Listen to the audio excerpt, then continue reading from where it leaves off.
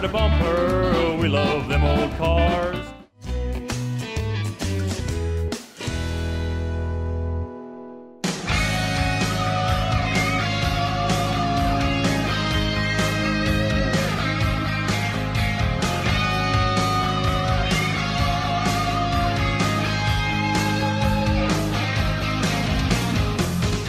All right, Paddy, g'day and welcome to Bumper to Bumper. How you going? Good, mate. How are you? Yeah, very good, thank you. Now, we're here at the Kilmore Golf Club for the breakfast with Brocky. Yep. We're talking to Phil Brock, and you've brought your Brock Commodore with us. Yep. Tell me a little bit about this car, mate.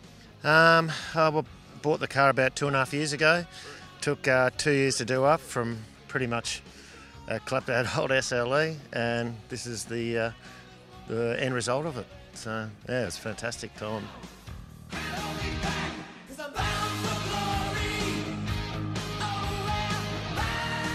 Did you do the work yourself? I did a little bit of it. My brother-in-law, Tony Moore, done most of the work. He's from Ballarat. Yep. Done a fantastic job on it, and it hadn't been looked after all that well. Just sitting in someone's yard, and I seen it on eBay and got in contact with him. He had a couple of times he didn't sell it, so yeah, got it for a bit of a steal. So it was a lot of work, a lot of swearing, a lot of beers, and more swearing, and a few more beers, and yeah, it was good fun. And a bit more swearing? Yeah, that's it.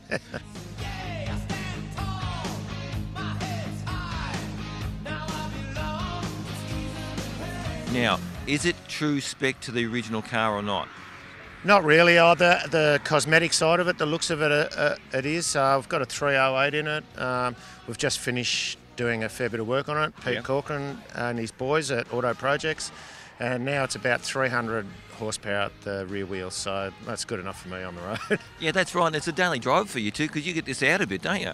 Yeah, we go to a lot of car shows, and as you can tell by the few chips and whatever on it, we do drive it a lot, and I love it. It's great showing it off, and people appreciate it. Yeah, and look, there's not too many people who do a replica race car and also take it on a daily drive as well. So people can really then start to appreciate the era back in the 80s, 80s when these cars were around, and especially younger people to come up and start looking at these cars as well and say, oh yeah, this was the car that Peter Brock drove. Yeah, it's great, and we've been to a few, and I've had my car and a Nissan Bluebird, and a few other cars from the time that people have done up, and it's great having them all sitting there together, and people love it. Well, look, even just today, like Kilmore is in central Victoria.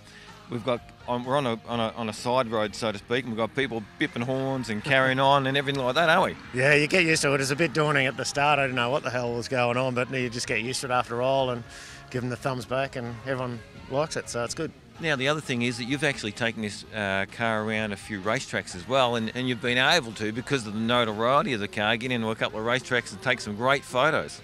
Yeah, it was really good. On the way to Bathurst last year, we went up a week early so we can get some pictures around the track, which was great. My wife did some laps around there, and on the way we stopped at Winton and they let us do some laps there and get some photos, and we've been around Phillip Island in it this year at the Historics. And yes. Yeah, so the more tracks we go and have a spin around and get some photos, it'd be great. And the photos you got are actually terrific too, because you've also had some people sign the glove box as well.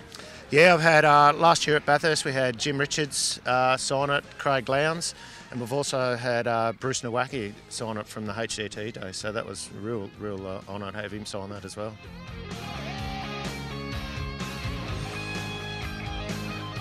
Now, what made you go down the Brock Commodore side of things in a race car trim?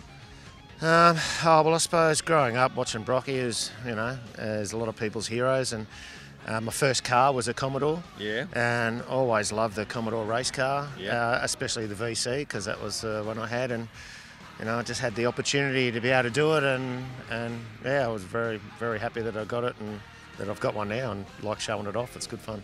Well, showing it off, because you get a lot of people looking at this car and taking photos, because it is a grouse-looking car and a tough-looking car too. Yeah, it's funny, you're driving along and, you're sitting on the highway 110 and people are flying up behind you with their phones out, giving you a thumbs up, and you get a few thumbs down from the Ford people. But you give them the thumbs up that way. But it's all good fun, and everyone appreciates it. Doesn't matter, whether you're Ford holding or whatever. It was a great era of motorsport, and the cars look just fantastic. Yeah, it does. All right, any future plans for the car? Oh, look, I don't know how far I can go with it. Maybe a half roll cage or something to make it look a bit more like a race car. But other than that, I think I'll leave it away. I'm pretty happy with it the way it is. All right, Paddy. Well, I want to say it's a great looking car. Sounds a treat too as well. Thank you very much for being on Bumper to Bumper. Enjoy your day here at Breakfast with Brocky. Cheers, mate. Thank you. Cheers. Cheers. Bumper to bumper, we love them